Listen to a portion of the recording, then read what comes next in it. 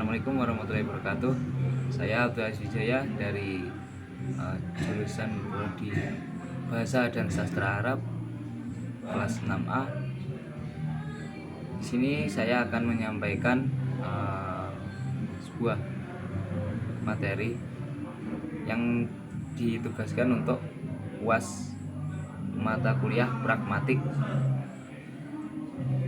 yang mana ini berupa sebuah ringkasan terhadap suatu jurnal kajian pragmatik.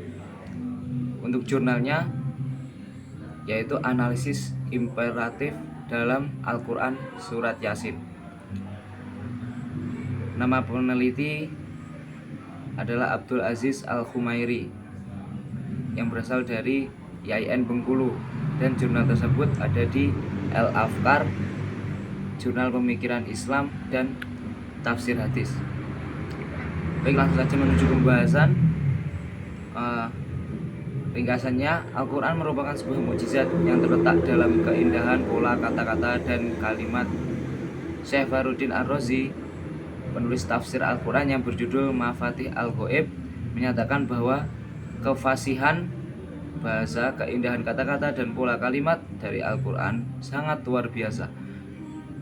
Qadhi Abu Bakar dalam Ijaz Al-Quran menyatakan bahwa memahami keajaiban Al-Quran dalam hal keindahan bahasa jika dibandingkan dengan puisi dan sastra Arab sangat sulit untuk dibandingkan. Abu Hasan Hazim Al-Qutarani menyatakan bahwa keunggulan Al-Quran antara lain terlihat dalam konsistensi, kelancaran berbahasa, dan keindahan struktur kalimatnya. Faktanya, Al-Quran sangat menentukan tingkat keindahan pengaturan karena tidak ada alat untuk mengukurnya.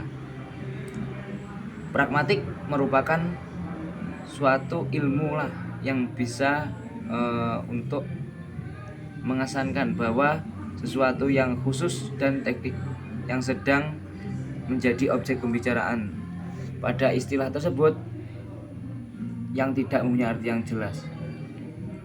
Nah, di dalam pragmatik tersebut ada yang bernama teknik teori tindak tutur imperatif, yaitu teori yang digunakan untuk menuntut pelaksanaan pekerjaan dari pihak yang lebih tinggi kepada pihak yang lebih rendah, menurut Al-Jarimi dan Mustafa. Menurut Al-Hazimi mengatakan tuturan imperatif dalam bahasa Arab mempunyai 4 bentuk, yaitu fi'il amr, fi'il mudhari' yang didahului dengan lam amr, yang ketiga adalah isim fi'il amr, yang keempat adalah masdar yang menggantikan fi'il amr. Bentuk amr yang terdapat dalam surah Yasin sebanyak 12 buah yang tersebar dalam 12 ayat berikut, yaitu ayat 11, ayat 13, ayat 20, ayat 21, ayat 25, ayat 26, ayat 45, ayat 47, ayat 61, ayat 64, ayat 79, dan ayat 82. Seluruhnya berbentuk fi'il amr.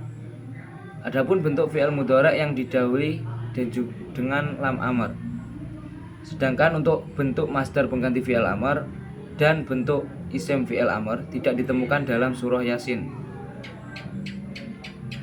Makna pragmatik tindak tutur imperatif dalam surah Yasin yaitu ada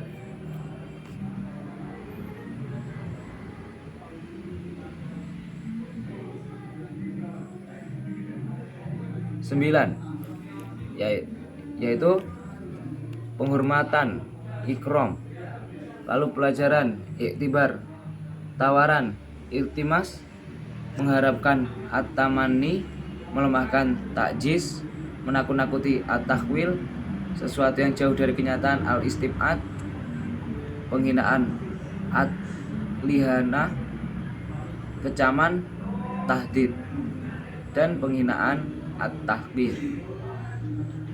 Berikut pembagiannya, yaitu dalam surah Yasin ayat 11 tindak ilopus lokusinya adalah ikrom, penghormatan.